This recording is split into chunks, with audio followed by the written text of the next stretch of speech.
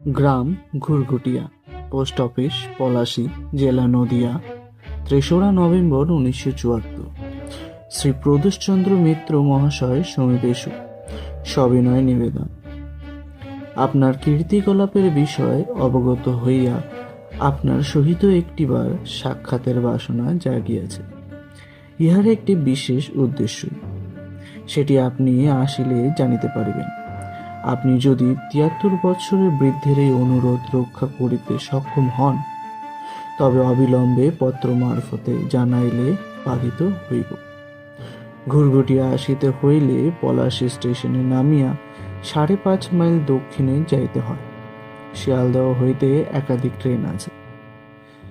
তন্মধ্যে ৩৬৫ up Lalgola passenger দুপুর ১টা ৫৮ ছাড়িয়া সন্ধে ৬টা ১১ পলাশী পৌঁছায়।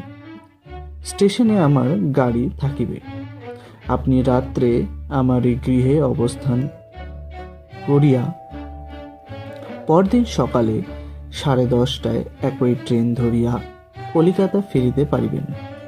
এটি আশীর্বাদে শ্রী কালীকিঙ্কর মজুমদার।